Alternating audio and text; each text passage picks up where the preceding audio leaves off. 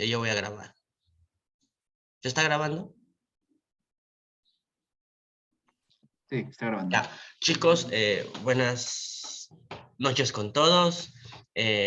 Bueno, el día de hoy vamos a conversar los temas que tienen relación pues con los principios de contención del ius puniendi. ¿Alguien me puede decir sobre el ius puniendi? Lo habíamos conversado ya bueno, hace varias semanas, de qué es el ius puniendi. ¿Alguien me puede decir?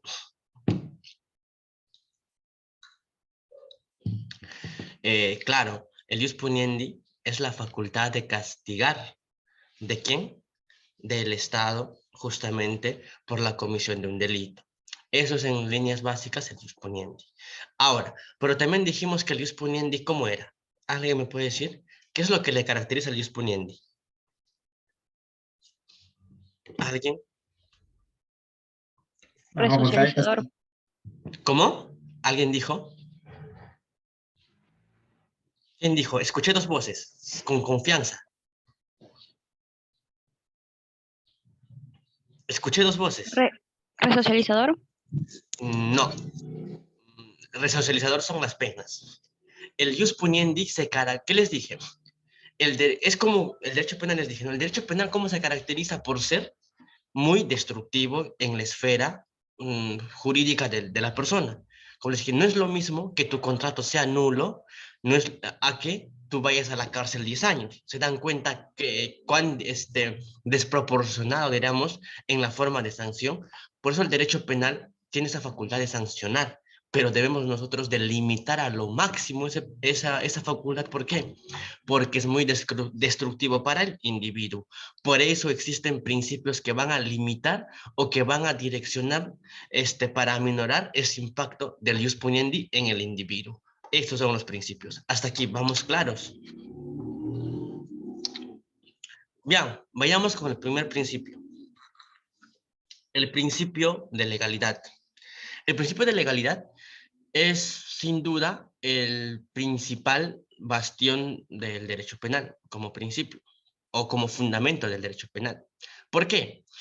¿Alguien me puede decir cuál es la fuente del derecho penal? Las La leyes, ley. La ley.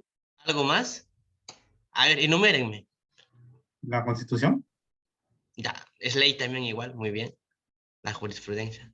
Chicos, la única fuente del derecho penal, o por lo menos la máxima, es la ley.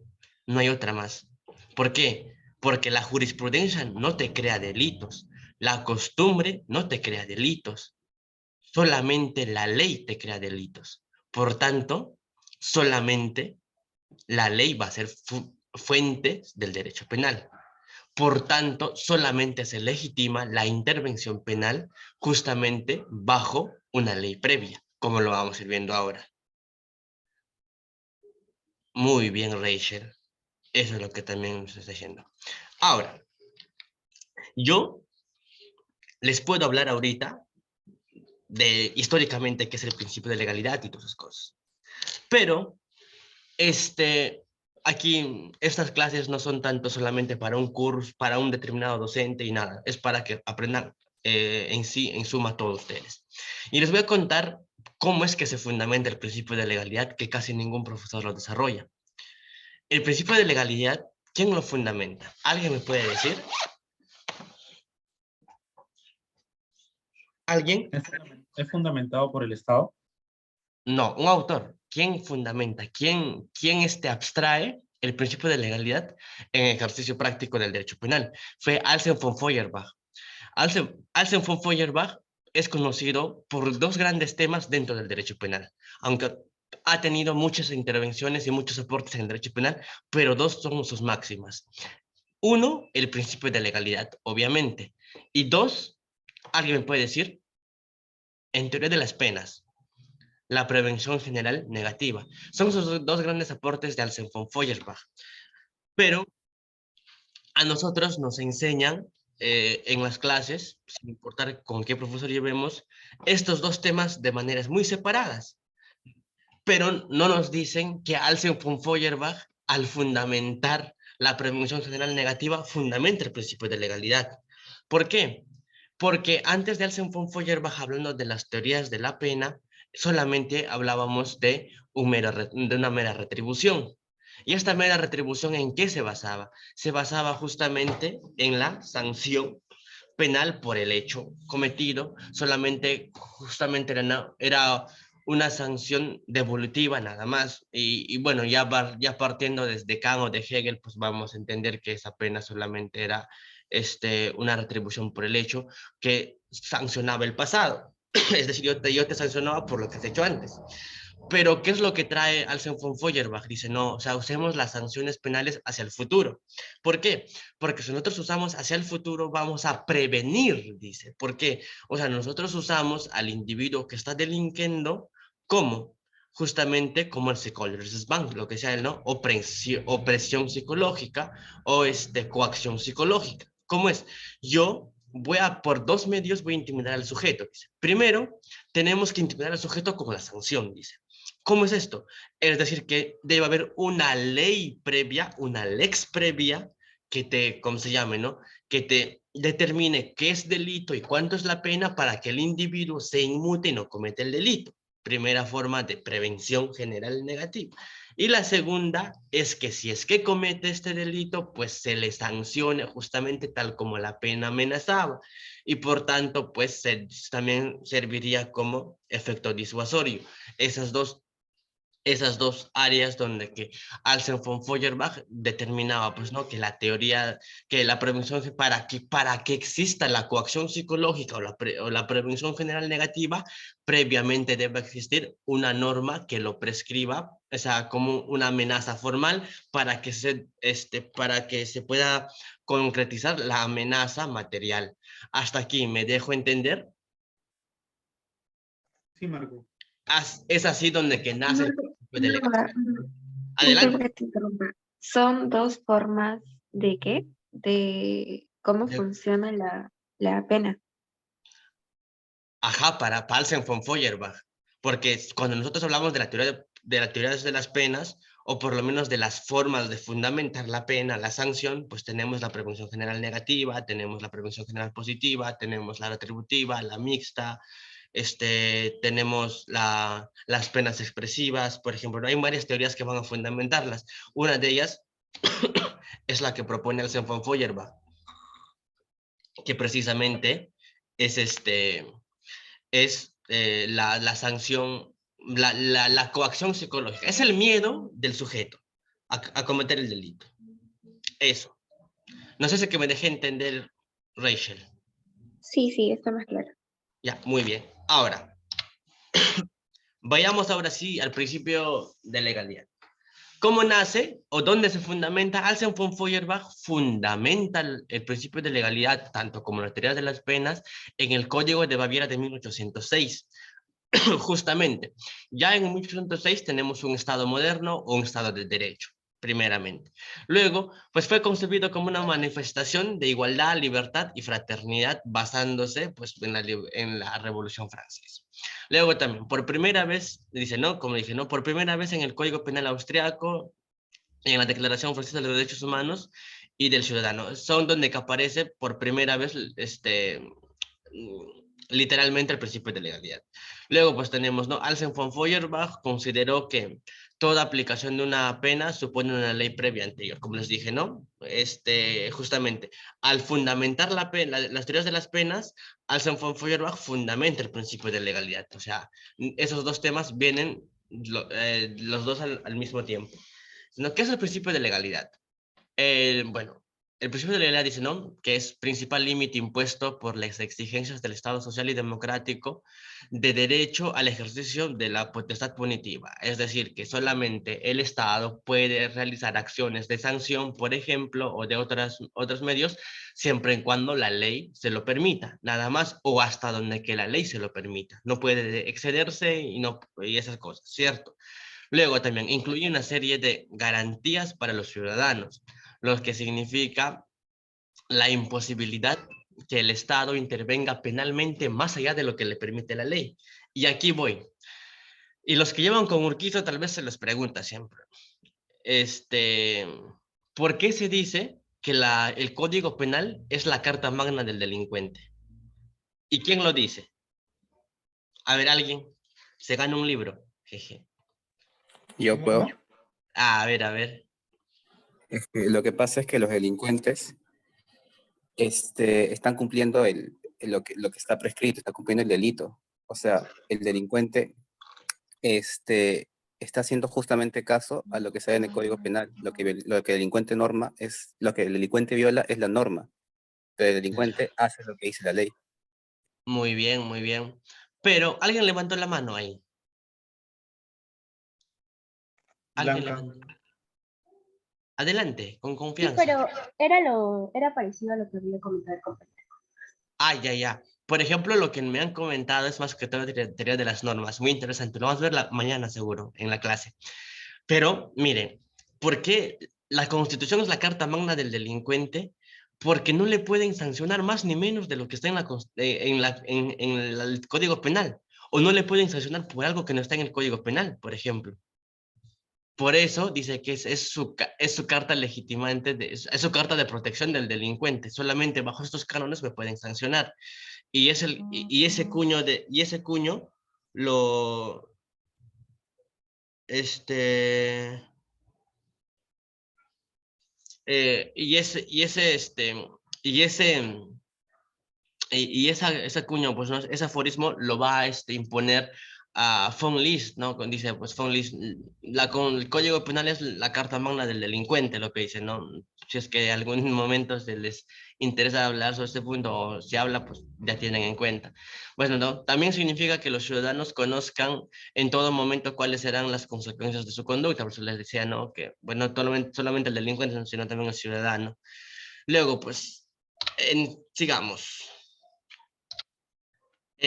Bueno, la función del principio de legalidad va a ser 2 puntos, ¿no? El principio de legalidad es netamente garantista, obviamente, incluso doblemente garantista. ¿Por qué es doblemente garantista? Porque primero, el poder penal, limitándolo a lo señalado de la ley, primero, o sea, limita al poder público, que es el derecho penal, y segundo, a los ciudadanos busca que conozcan cuáles son las consecuencias jurídicas. Es decir, que por un lado, detiene o contiene la actividad punitiva del Estado y por otra, informa y da garantías al ciudadano que bajo estos cánones se les puede sancionar. Por eso es doblemente garantista. No sé si es que me deje entender. Si es que están en silencio, voy a asumir que es silencio positivo. Sigamos.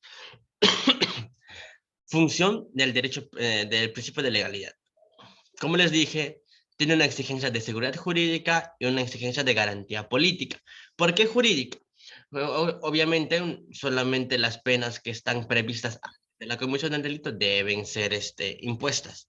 Y también tenemos la garantía política, que solamente justamente autoridades competentes puedan legislar en la materia. No puede, por ejemplo, no sé, el Poder Judicial crear delitos, solamente puede el legislativo, ¿no? A eso se va. Luego, el ámbito de acción del derecho penal, del principio de legalidad. Hay una característica que tiene el principio de legalidad, que es la transversalidad. ¿Por qué es transversal? El principio de legalidad no solamente actúa en el marco del Código Penal, que es la parte sustantiva, sino que también en el marco del Código Procesal Penal, que es la parte adjetiva del derecho común. Y no solamente esto, sino que también, por ejemplo, igual va a regir en lo que es en el ámbito de ejecución penal. En todo en todo el ámbito del derecho penal, pues va a regir, no solamente es en una esfera, sino que es en todas las ciencias penales. Por eso se dice que es transversal a todas a las micropartes del derecho penal. Hasta aquí, vamos, bien, chicos. Sí, Marco. Genial. Luego, el fundamento, por lo menos se fundamenta en 4 puntos el principio de la legalidad. Tenemos primero el fundamento el liberalismo político. Como les decía un momento, pues se va a basar justamente en un Estado democrático de derecho. Luego tenemos la democracia y la división de poderes, justamente. También se va a fundamentar en el Estado de Derecho, pero bajo la división de poderes y justamente ahí va a cumplir su vertiente del garantismo político. Luego tenemos la prevención general negativa, como les dije. Si es que no hay prevención general negativa, no hay principio de legalidad. O sea, son sine qua non uno con el otro. Y ya les expliqué hace un momento. Y luego el principio de culpabilidad, como lo vamos a ver más adelante, pues también el principio de culpabilidad forma parte del principio de legalidad. Luego, tenemos 4 subprincipios en el principio de legalidad. Tenemos el primero, que es nula crimen, nula pena, sin ley estricta. O que en grandes rasgos dice, pues no hay crimen o no hay delito, si no hay pena, tampoco hay pena sin una ley estricta. Es decir, la prohibición de analogía. Aquí se impone un cierto grado de precisión de la ley penal y excluye la analogía en cuanto a perjudica al reo. Aquí, por ejemplo, esto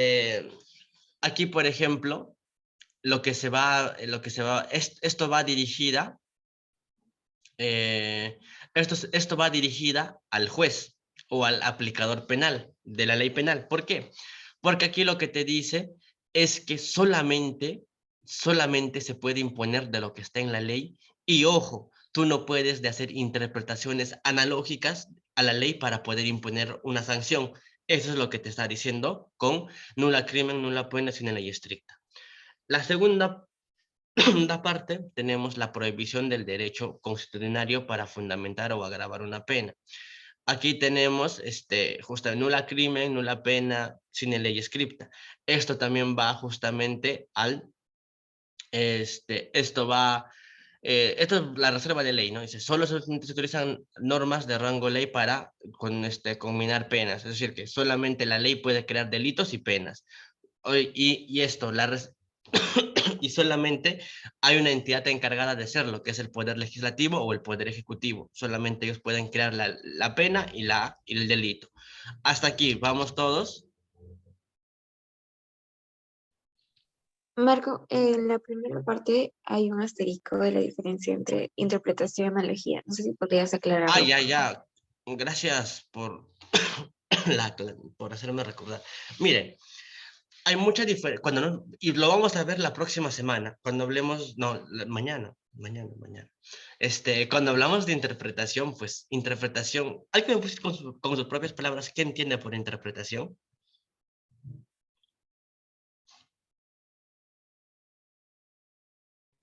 Interpretar, Darle algún tipo de significado a una disposición. Basado en los genial, principios generales del derecho. genial, muy bien. Interpretar justamente es dar sentido a un precepto normativo, o sea, generar una norma. Pero analogía y interpretación, todos están con facultades en interpretar la norma, pero solamente algunos son los que pueden legalmente interpretar la norma, o los que están autorizados, como los jueces y esas cosas. Pero, por ejemplo, la analogía está proscrita en el derecho penal. ¿Por qué? Porque la analogía,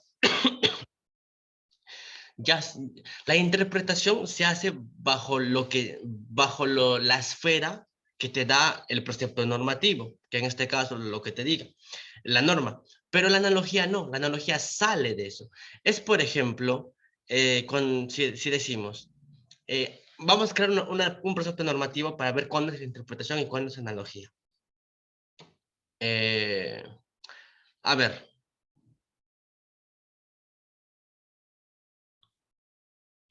Aquel que mata a otro con un arma será reprimido con pena privativa de libertad de 10 años. Yo mato a Rachel. Primer caso, yo mato a Rachel con una pistola. Segundo caso, yo mato a Rachel con un cuchillo. Tercer caso, yo mato a Rachel echándole ácido. Cuarto caso, yo mato a Rachel usando una piedra. ¿Cuál de estos cuatro, cuál de estos cuatro no entraría, por ejemplo, en arma, al concepto arma? Obviamente que pistola sí, ¿no? Es un arma. Obviamente que ¿Piedra? ¿El ácido? piedra. Claro, el ácido, por ejemplo, ya, aquí vamos a usar este es el ejemplo. Donde que nos hace difícil decir que sí o no es en el ácido y en la piedra, ¿cierto? Por ejemplo, el del ácido entra a interpretación analógica más no analogía. Por ejemplo, el ácido dice, pues no, obviamente que no es un arma normal, pero es un arma química, pero son armas al final del cuenta. Es lo que te dice, por ejemplo, Roxy mismo en su libro. Pero en el caso de la piedra no sería un arma, porque, o sea, por sí solo la piedra no es un arma, ¿cierto? Y tampoco desde fabricación humana y esas cosas.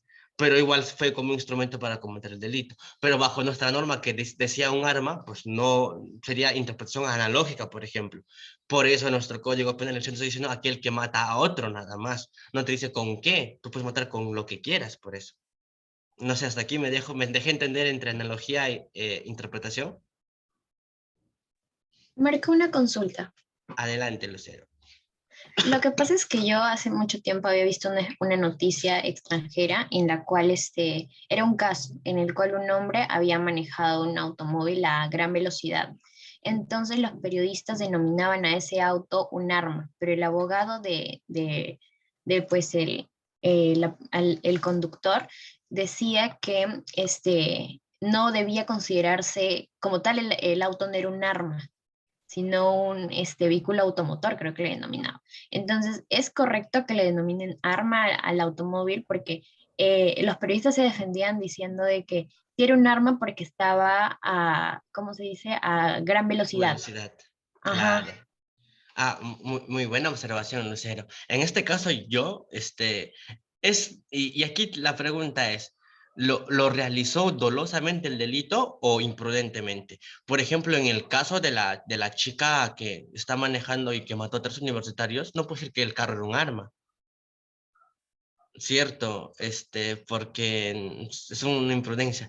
Pero y vayámonos en ese caso extremo, donde que yo sé que tú pasas por tal calle, yo sé que pasas por la puerta 3 de la San Marcos todos los lunes a las 5 de la tarde al salir de la clase del doctor. O sea, imaginemos que si llevas con nosotros, yo sé eso. Y paso por ahí con mi carro a toda velocidad y te arroyo. ¿Puedo decir que fue un arma eso? O sea, va a depender de la intención que tenga la No, persona. tampoco. Y ni en este caso sería arma, porque arma es lo que se ha creado con el fin de quitar la vida a otros. O sea, siempre. Ah, Arma. ok, ok. Obvio. O sea, si es que busquemos en el diccionario, ¿qué es un arma? O sea, y te aseguro que la definición en nada entra el carro. Ah, pero, por ejemplo, aquí está, si hablamos de vehículos militares, Entonces, claro, en ese caso sí, su fin de creación es claro. el aniquilar a alguien, ¿no? Sí, claro, ¿no? O de defensa, de esas cosas. Por ejemplo, un vehículo militar, yo creo que sí, una Hammer, por ejemplo, de guerra, o sea, yo creo que sí, puede considerarse arma, ¿no? Pero, no sé, tu Toyota Yaris que estás, o ya tu Station Wagon, esas cosas, no creo que sean arma, bueno, o sea, ya el periodismo también es bien loco, vuelan mucho. Una consulta, y con respecto al ejemplo del ácido, el ácido no tiene un fin mismo de matar a alguien, digamos, el ácido muriático, que es para limpiar el baño, pero yo le he Pero, hecho ese ácido muriático, como decías, ¿no? A no, raíces. pero, por ejemplo, son armas químicas. Están catalogadas como armas químicas.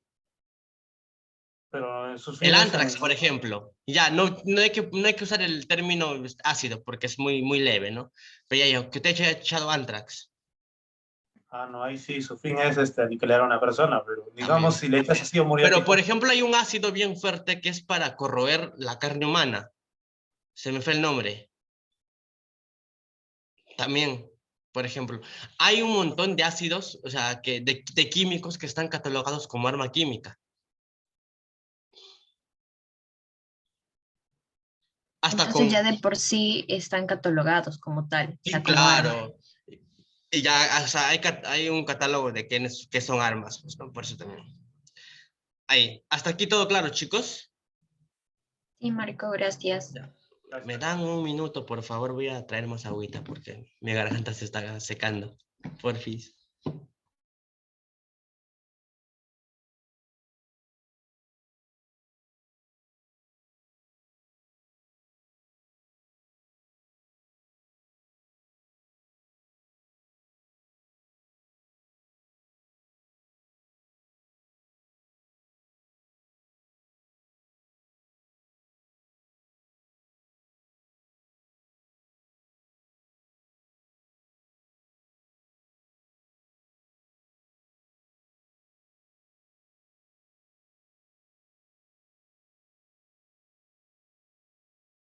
Eh, ya estoy de vuelta, chicos. Sigamos. ¿Alguna duda, pregunta, consulta? Todo claro, Marco. Veo aquí, a ver, George dice, el tema en que debe adecuarse los medios, en fin, no lesionar.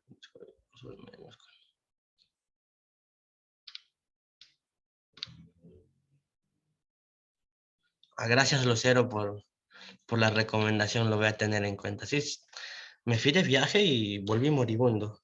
Casi muere el domingo. Y vivir solo es peor todavía porque nadie te ayuda. Ya, chicos. Ahora sí, vayamos al punto número 3. Tercer punto que tenemos. Nula crimen, nula pena, sin ley previa. Esto es donde que se fundamenta por lo que os dijeron, lo sigo comentando. No hay ley no hay pena sin ley previa. Imaginemos que ahorita me detienen a mí porque crucé la luz roja con ese concepto. No pueden ni detenerme ni procesarme, mucho menos indiciarme. ¿Por qué? Porque no está prescrito como un delito. Pues no. O no sé, otro delito, no sé, que podría ser y que no es. No sé. A ver. Pensemos.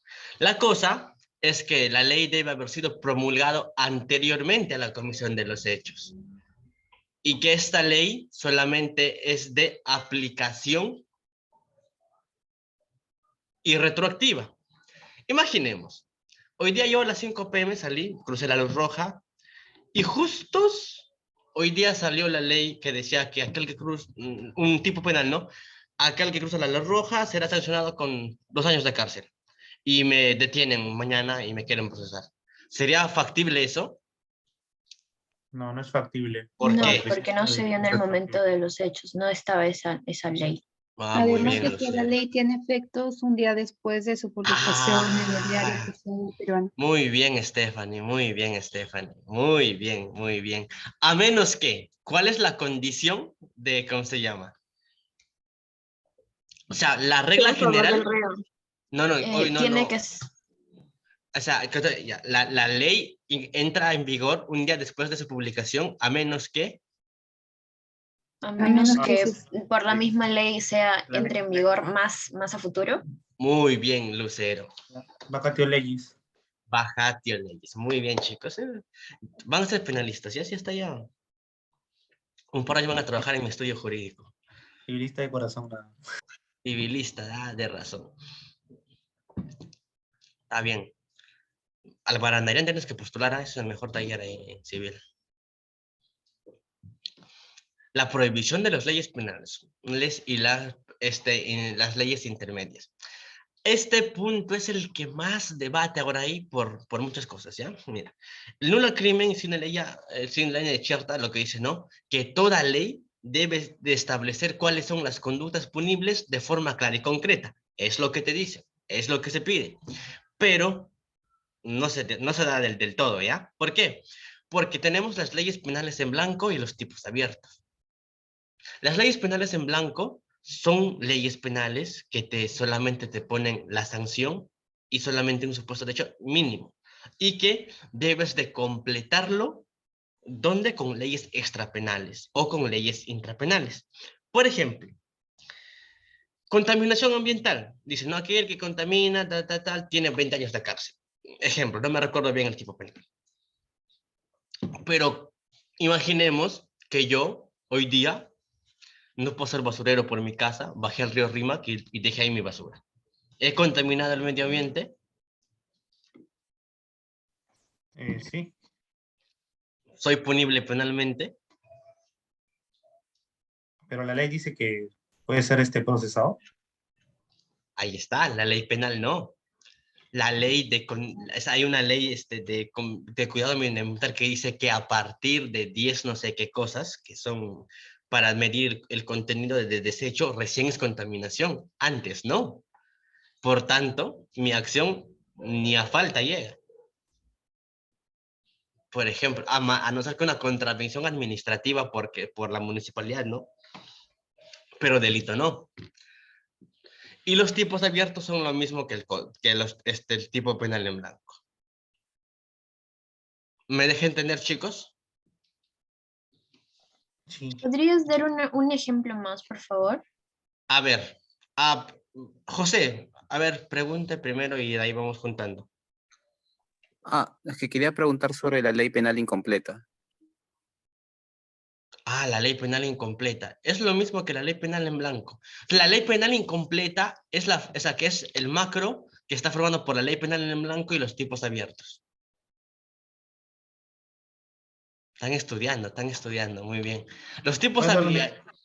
A ver, otro ejemplo. ¿Quién más está ahí? ¿Puedes dar un ejemplo de una ley penal en blanco?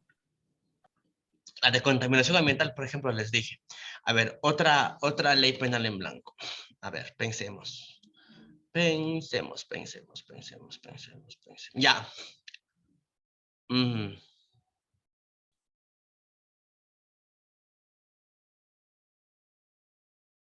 A ver. Ya, lavado. Lavado de activos.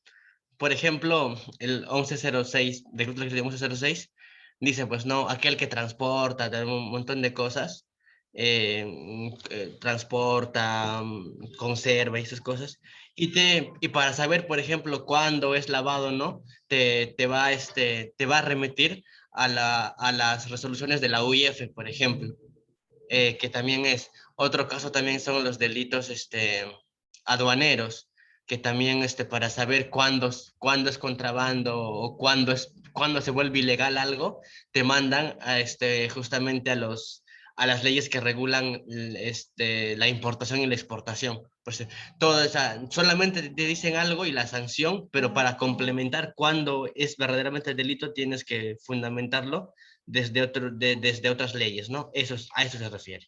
No sé si es que me deje entender.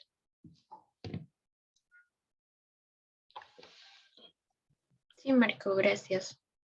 Genial, Lucero. ¿Alguien más? ¿Alguna pregunta?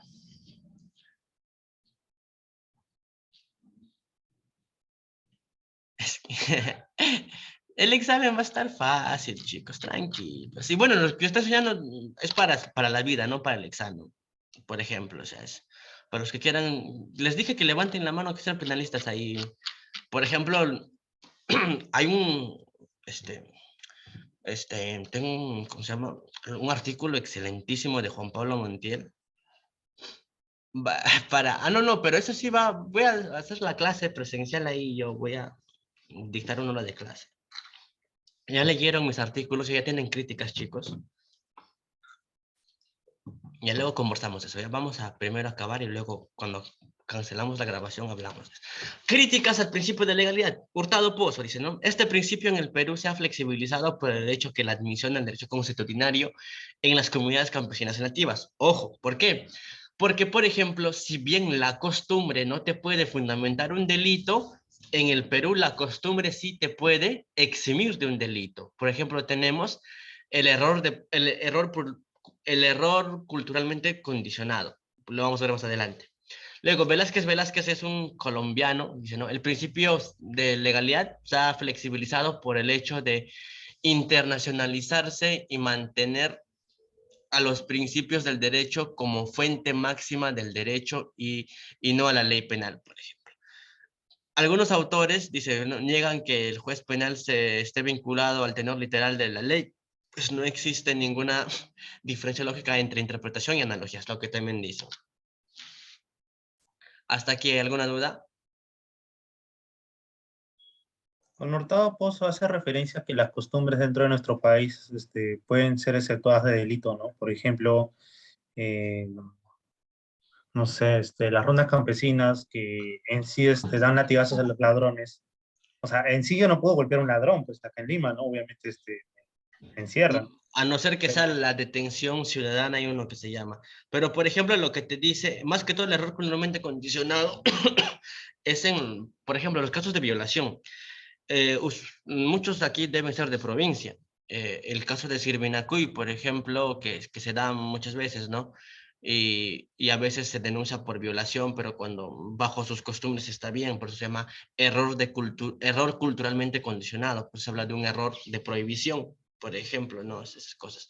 Obviamente el de los latigazos sí se ha habido en procesos, sí, varias veces ha habido eso, sí. Hay, solamente son en ciertos casos, o sea, que donde que tu cultura te haya impedido conocer la sanción, de la sanción o la prohibición en el ámbito occidental. A eso se refiere. No sé si es que me deje entender, Flavio. Sí, sí, o sea, cuando, digamos, la persona no conoce de qué es, de lo que la acción que a él le propiciaron es delito, ¿no? Eso vendría a ser Exacto. un... Ok, ok. Ya, sigamos. Let's go. Principio de lesividad. Otro gran principio. A ver, ¿qué dice acá? Progresivo, abandonado, no protección.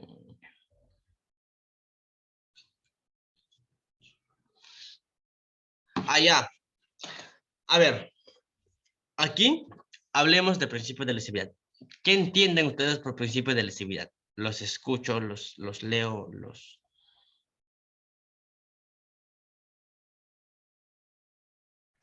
¿Daños a bienes jurídicos? Ya, daño a un bien Todo jurídico. tipo penal infringe un bien jurídico tutelado por el derecho. Ya,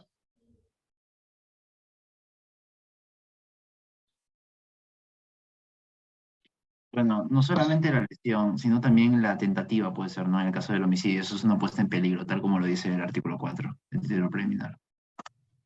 ya, genial. Muy bien. Lo que hablamos nosotros cuando nos referimos al principio de lesividad es que justamente, es que todo delito debe de lesionar un bien jurídico. O sea, un bien jurídico relevante. ¿Para qué? Indispensable, ¿para qué? ¿Para qué? ¿Indispensable para qué? Para la Para subsistencia proteger. humana. Muy bien. Eso es, principio de lesividad. Por ejemplo, aquí tenemos, pues, ¿no? La escuela de Frankfurt, con el famoso Kampf gegen das Böse, Busse, por ejemplo, Kampf gegen das Böse, que significa, pues, dejar lucha contra el mal. O sea, es alejarse, o sea, ¿y con qué se refiere esto? Y hasta el mismo Roxin habla en la primera página de su libro o Protecciones de Bien Jurídico, un libro que publicó en Brasil, este, que se dejan de proteger, y hasta el profesor mismo dice, no, se dejan de proteger meras creencias o meras cuestiones morales. Por ejemplo, a ver, ¿qué les dijo el profesor? ¿Qué no se sancionaba? A ver, chicos, El incesto, por ejemplo, no era por sancionado. ejemplo, muy bien, y esas cosas, es lo que estoy diciendo. Pero, por ejemplo, para la imposición de una sanción penal requiere la conducta incriminada haya lesionado un bien jurídico, como les dije. Pero hay una excepción a este principio de lesividad o una flexibilización, que es los delitos de peligro abstracto o abstracte Gefährdungsdelikte. Por ejemplo, ¿qué se refiere, por ejemplo, este tipo de delito de peligro abstracto? Que para la sanción de este tipo de delitos no se pide que se acredite la lesión del bien jurídico, sino que solamente se pide la puesta en peligro de bienes jurídicos. Un delito de peligro abstracto, ¿alguien que me pueda decir?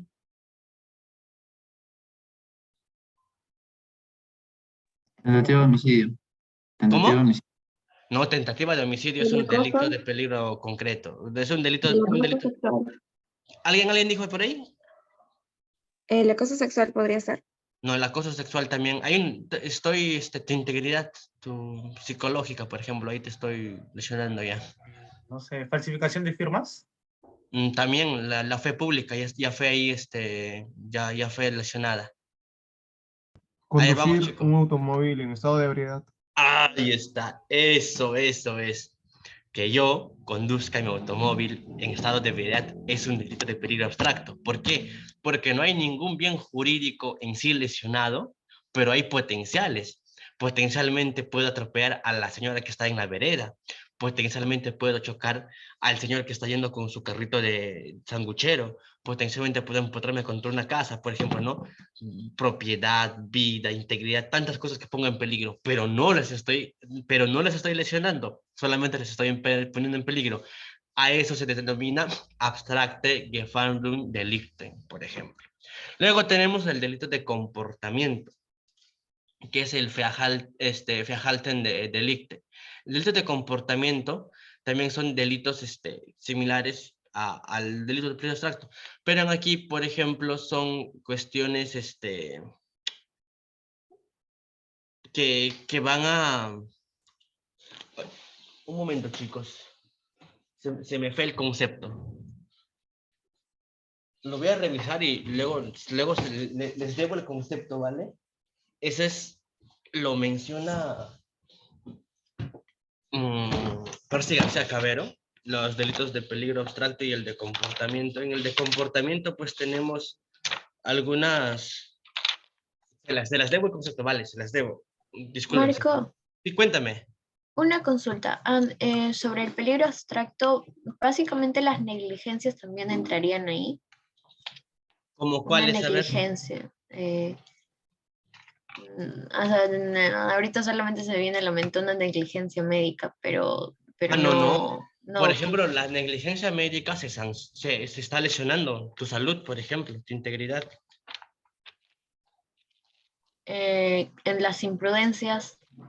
También, o sea, por ejemplo, yo imprudentemente te atropello. He lesionado. Antonio, Cuéntame. para el caso de los delitos sexuales, en un primer momento no fueron abstractos, o sea, no fueron como decir, hubo un tema de justificación de por ejemplo, una puesta en peligro intencionada, algo así. Pero eso o es como lo normal que se está diciendo. No, por ejemplo, violación también es un delito de lesión porque es la indemnidad, pues. Perfecto. Ajá. Cuando hay una lesión al bien jurídico, sí se habla de un delito concreto, pues, ¿no? Pero cuando no hay una lesión del bien jurídico, solamente es potencial, es abstracto. Por ejemplo, la contaminación ambiental, la falsificación de monedas.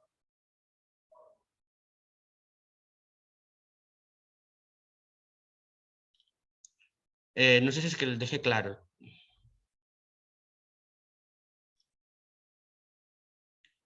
¿Puedes explicarlo una vez más? ¿Cómo? ¿Puedes dar un ejemplo más? ¿Del delito de peligro abstracto? Sí. Por ejemplo, la contaminación ambiental es un delito de peligro. Bueno, no es tanto de peligro ya. A ver.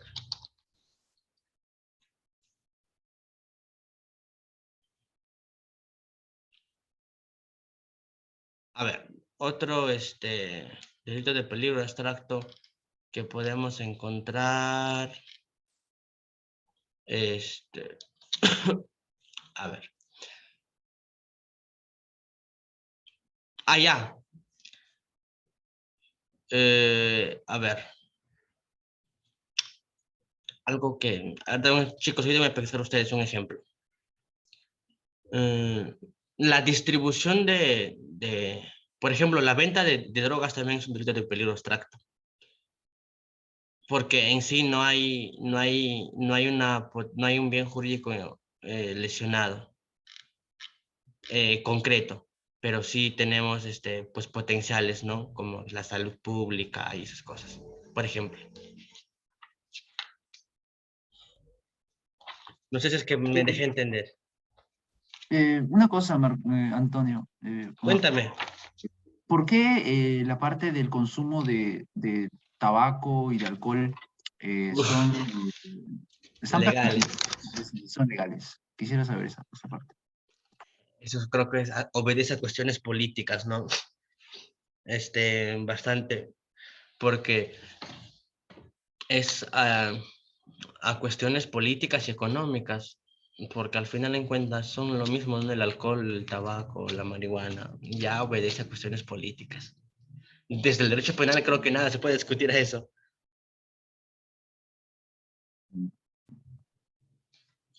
O porque Pero, tal vez a consideración de, no sé, tal vez la doctrina o no sé, bueno, la interpretación de los jueces puede ser que no consideran un daño suficiente, ¿no? Como para restringir, ¿no? El acto del consumo o la venta de estos, ¿no?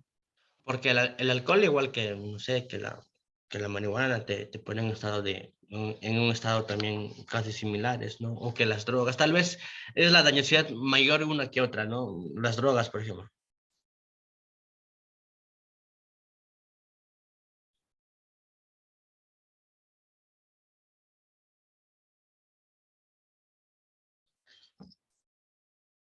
Allá. Ahora sí, chicos. Ya me recordé que son los delitos de comportamiento, los Verhaltensdelikt. Estos son, por ejemplo, los delitos de pornografía, los delitos de profanación de cadáveres, los delitos de negacionismo, exhibicionismo, son o sea, que son acciones que van contra ciertas convicciones sociales, ¿no? A eso se refiere, los delitos de comportamiento. No sé si es que me dejé entender. Mm, claro, Marco, y eso, según tengo entendido, está relacionado al principio este de dañosidad social, ¿no? Pero el derecho Exacto. penal los excluye, ¿no? Los excluye, porque, ¿cómo decir? Por ejemplo, la pornografía infantil no está sancionada, porque no solamente es pues, un daño al, ¿cómo se llama? ¿No? Al sentir social, sino que también ahora se puede hablar pues, también de, ¿cómo se llama? Luego, el exhumación de cadáveres también creo que es delito, aparte de eso. Bueno, el exhibicionismo no. Claro, el exhibicionismo no, ¿no? O sí. No. Porque aquí veo en la parte de ofensas al poder público, en el artículo 183, ¿no? Que es un tanto cuestionado, no sé si lo has visto. No, sí lo has visto, claramente. La parte de que será reprimido con pena privativa de libertad no menor de 2 años ni mayor de 4 años el que en lugar público realiza exhibiciones, gestos, tocamientos u Ahí, otra ya ves, ahí conducta está, de sí, índole ves, ahí obscena. está el exhibicionismo, ¿ves? Ese es delito de comportamiento, se llama ese delito. Aquí preguntaba José, ¿puede ser el intento de un golpe de Estado? No, ese no es un delito de peligro abstracto, es delito de peligro concreto. Y justamente va con el bien jurídico, es el orden constitucional se llama. Ahí está sedición, rebelión, conspiración de rebelión, todos esos delitos. Ajá, por eso José, es un delito concreto tú, lo que me decías, pero es por ejemplo, más adelante vas desarrollando. Insurgencia, sí, sí. Ya chicos, continuemos. Que mi garganta ya no da. ¿Qué hora es?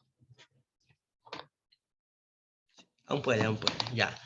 Por ejemplo, el bien jurídico, Rex Good, como decíamos, pues vamos a tener de distintos conceptos. Por ejemplo, tenemos a Feuerbach. Feuerbach decía que los bienes jurídicos eran derechos subjetivos. Tenemos a Birbau, que es el primero que habla de bienes jurídicos, a Belzel, a Binding, a Mayer. Por ejemplo, alguien que tiene Calles, dice que Calles, bien jurídico para Calles, solamente son aquellas esferas de libertades del sujeto. Amelung, Hasselmar. Hasselmar, por ejemplo, también tiene un Sachs, Briccoli, Escriba Gregory, Roxini y Jacobs, pues son los que hablan bastante de bien jurídico. el principio de mínima intervención. El principio de mínima intervención viene pues a ser lo siguiente. Se recuerdan, ¿no?, que el derecho penal debe intervenir en lo menor posible, porque afecta daña de gran manera al individuo, habíamos dicho, por ejemplo, ¿no? Y el principio de subsidiariedad, de mínima intervención, pues tiene, ¿no?, dos subprincipios, el principio de subsidiariedad y el principio de fragmentariedad, como lo vamos a ir viendo. El principio de subsidiariedad, pues hablamos de dos vertientes, la cualitativa y la cuantitativa.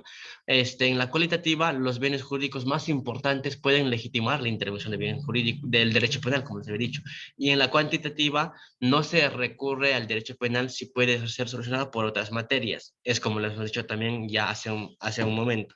No sé si es que me dejé entender, chicos. ¿Todo claro? ¿Alles good? Sí. Principio de fragmentariedad es lo que complementa el principio de subsidiariedad. Aquí, el principio de fragmentariedad dice, ¿no?, que solamente los bienes jurídicos más relevantes del universo de bienes jurídicos deben ser asumidos por el derecho penal. Eso. Ahora, principio de culpabilidad.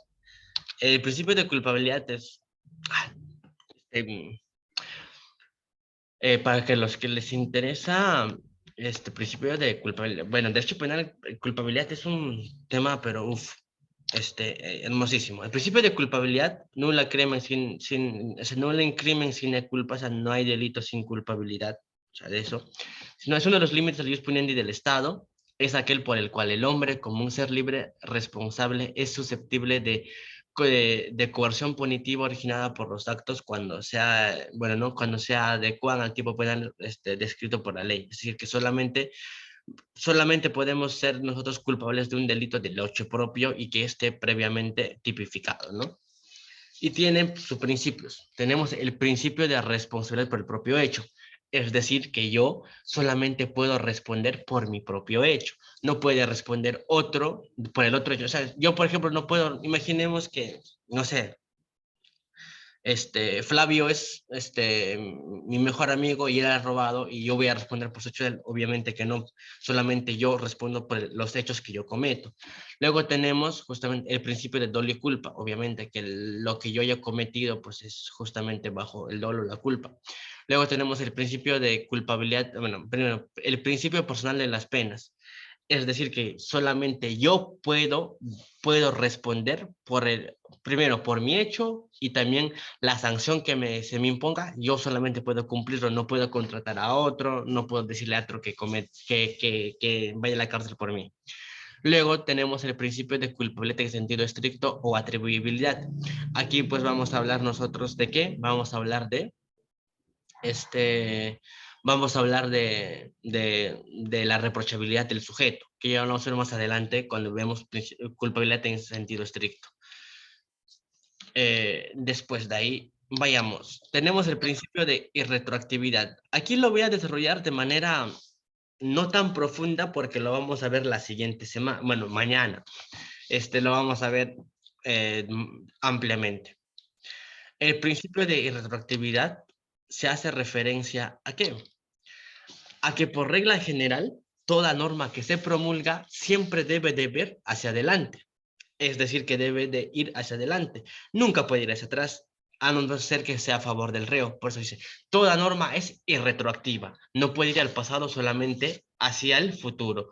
Por ejemplo, como les dije, ¿no?, si hay una ley que sale hoy día, recién desde mañana puede ser aplicada y hacia adelante, no hacia atrás. ¿Hasta aquí me dejo entender?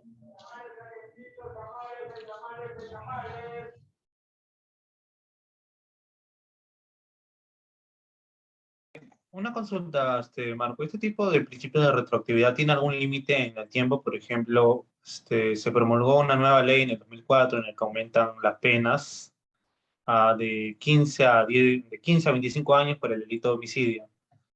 Y yo cometo un homicidio en el 2022. ¿Puedo aplicar este principio o no? Eso lo vamos a ver mañana. Muy buena pregunta. Para mañana lo vamos a ver con ejemplos y todo. Lo guardamos para mañana tu pregunta, ¿te parece, Flavio? Está bien. Sí, sí, mañana lo vamos a ver cuando vemos la ley penal en el tiempo y vamos a ver cuando hay 5 leyes al mismo tiempo cuál se aplica a esas cosas. No hay problema.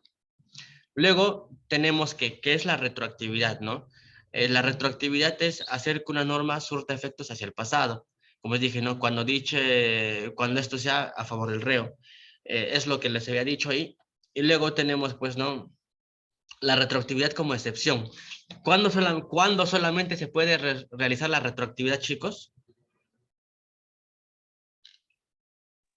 Cuando es en favor del reo. Muy bien. Ya. Y aquí está el ejemplo que les decía, ¿no? Ejemplo de la retroactividad como excepción. Por ejemplo, el 5 de febrero de 2011, X cometió un delito. Dice, no, el 9, la denuncia penalmente, y el 13 de septiembre dice, no, es detenida por agentes estatales siguiendo el cumplimiento de las órdenes. Para que aquí haya, por ejemplo, ¿cuándo puede haber retroactividad y ultraactividad? Cuando hay conflicto de normas, nada más. No es como que, por ejemplo, ¿no? Mañana sale una ley nueva que es de sanción nueva y diga, oye, yo quiero que me sancionen con esa ley porque es mejor para mí. No, sino que es cuando hay conflicto de normas, nada más. Lo vamos a ver mañana con más profundidad, ¿vale? Para no, ¿Cuál es la regla general, chicos? ¿Cuál es la regla general?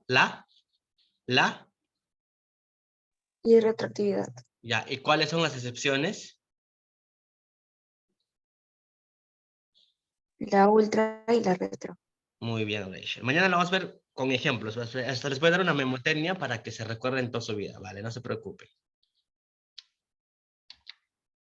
Ya. Principios en el código, en el título preliminar. Aquí lo vamos a hacer un repaso, ¿ya? Hasta aquí hemos hecho todo dogmático. Y ahora vamos a aterrizar en el código penal. Artículo 1. ¿Qué se protege? Principio de legalidad. ¿Alguien me puede hacer resumen máximo del principio de legalidad? A ver. Protege la ley. Ya, muy bien, Stephanie. No poema, sino propia ley. Ya están, hasta hablan en latín, mira, ¿ve? Características. Solo la ley determina lo que la conducta es delictiva, obliga al legislador a precisar el contenido de sus leyes penales, pues las mismas deben proporcionar certeza. Proposiciones, ¿no? No hay delito si la ley no prevé de manera clara, no hay pena posible si la ley no es clara, también, por ejemplo. Luego tenemos, ¿no?, consecuencias inmediatas del principio. La ley penal es retroactiva, la ley penal es la única fuente del derecho penal, no cabe analogía en materia penal, por ejemplo, ¿no?, vigencia del principio de legalidad, mecanismo que en un determinado sistema político, social, evita abusos contra los ciudadanos mediante la distribución de poder, como se ve. Segundo, principio de no admisibilidad de analogía, también ya lo hemos conversado, es una derivación del principio de legalidad. Características, dice, ¿no? En correspondencia y con consecuencia del principio de legalidad, la analogía en materia penal no se admite, como les ha dicho, ¿no? La ley penal tiene que ser cierta y estricta, no pudiendo ser interpretada aplicando la situación en casos parecidos. Principio de lesividad, ya los expliqué. ¿Cuáles son los principios de principio de lesividad, chicos? Chicos. Derechos abstractos y derecho de comportamiento. Ya, no, claro. Muy bien, muy bien, muy bien, muy bien, muy bien, muy bien, muy bien. Estoy rapeando, disculpen, chicos, sí. Como les dije, claro, hay dos excepciones al principio de lesividad, ¿no? Los delitos de comportamiento y los delitos, abstractos. Muy bien. El quien dijo, muy bien. Este es un repaso ya, pues, chicos. Características del principio de lesividad. El bien jurídico debe ser lesionado o puesto en peligro para que, conforme al principio de lesividad, el derecho penal intervenga. Segundo, no es suficiente que exista una opción para la conducta y la norma, ¿no? O sea, oposición dice, un bien llega a ser jurídico cuando goza de protección del Estado. Bien jurídico como objeto de tutela. Bien jurídico como objeto de tutela penal sirve primero para dar garantía al ciudadano de que solo será penado la conducta que lesione o ponga en peligro un bien jurídico. Segundo, la garantía al ciudadano de que los tipos penales se establecen con ese límite. Tercero, que la ratio legis, pues su precisión facilita la interpretación de la ley, ya que ya que el bien jurídico está basado en el tipo penal. Principio de jurisdiccionalidad, dice, ¿no? Solo el juez competente puede imponer pena o medidas de seguridad, no puede hacerlo sino como lo establezca la ley, por ejemplo, ¿no? La entidad encargada, el juez nada más lo puede. Características, se materializa cuando el pleno procesal solo se acepta que las penas y las medidas de seguridad sean impuestas por jueces y conforme a ley, porque no puede un fiscal ponerte penas, obviamente, solamente el juez. Luego tenemos el principio de ejecución de la ley penal. No puede ejecutarse una pena alguna en otra forma que la proscrita por la ley y reglamentada por lo que se desarrollan. ¿A qué se refiere esto? Por ejemplo, el artículo 106 que dice, ¿no? Aquel que mata a otro será reprimido con de 8 a 10 años de cárcel, no, de 8 a 25. Y yo, como juez, digo, no, por ejemplo, Rachel era mi alumna en la universidad, y es gran alumna, no le voy a dar pena, sino que le voy a dar servicio comunitario, o le voy a dar pena multa. No puedo, ¿por qué? Porque la ley no dice que bajo este delito pueda dar esas penas. A eso se refiere. Solamente puedo sancionar con lo que la ley prescribe. ¿Hasta aquí todo claro? Sí, Marco. Sigamos, chicos. Siguiente. Características, dice, ¿no? La ejecución de la pena será intervenida judicialmente. La pena debe ejecutarse conforme a la ley, no admitiéndose modalidades ejecutivas distintas a las que se prevé, como les había comentado hace un momento. Se prohíbe la tortura y tratos inhumanos. Luego está el principio de culpabilidad, ya leemos, se proscribe la responsabilidad objetiva, como les había comentado. Características. La culpabilidad del autor es el límite y medida de la pena. No cabe imponer una pena que no se corresponde con la verdadera responsabilidad de la gente. Bueno, consecuencias del principio de culpabilidad. El padecimiento de pena es personalísimo, como les dije. No cabe responder por acto ajeno. La pena se corresponde con la acción infractora de la norma y no de la personalidad de la gente o de su forma de vivir. ¿Alguien se recuerda derecho penal de autor y derecho penal de acto? Es eso. Solo se admite culpabilidad dolosa o culposa, esta última cuando se prevé la ley. Listo. Principio de proporcionalidad. La pena debe de ser en medida a su hecho. Características. Informa del equilibrio y prudencia que debe existir entre la magnitud del hecho y la pena que debe corresponder al autor. Prohibición legal al exceso de la punición de conductas y es un derivado del principio de intervención mínima necesaria.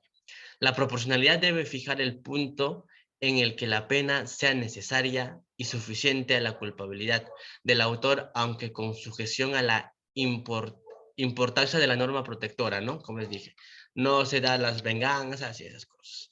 La ley taliónica. Principio de la predeterminación de la función de la pena. Aquí, características. Prevenir nuevos injustos para ser suficientes leccionadoras al infractor, dice, ¿no?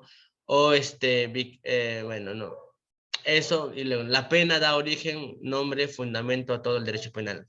Por ejemplo, aquí se dice que la pena es el núcleo duro o la carta de presentación del derecho penal, porque sin la pena no habría derecho penal. ¿Hasta aquí alguna duda, chicos? Marco, respecto al principio de proporcionalidad, en el libro el profesor menciona dos, uno que es el de proporcionalidad así a secas y el otro de proporcionalidad de la pena. Vendría a ser uno de género y especie, pero ¿qué más abarcaría el de proporcionalidad a diferencia de proporcionalidad de la pena? Es que el principio de proporcionalidad es amplísimo. Ahí está la propuesta de Robert Alexy, la ley de los pesos y todo un mundo que se ve inconstitucional. La proporcionalidad de la pena solamente hace referencia a que debe ser proporcional el hecho y la pena. O sea, que debe haber una correspondencia entre uno y el otro. Es lo que se va. Porque en la ley de proporcionalidad, o sea, en principio de proporcionalidad constitucional, se habla de, por ejemplo, ¿no? de los más uno, más dos, eso que tiene la ley del peso del éxito, donde que se ¿cómo se llama, no? Bienes jurídicos como vida, libertad religiosa y esas cosas. Y ese es otro mundo más complejo. A eso se refiere. ¿Alguna otra pregunta, Ok. chicos? Y si no, pues gracias, chicos. Si tienen dudas me pueden escribir al correo o al teléfono. Voy a dejar de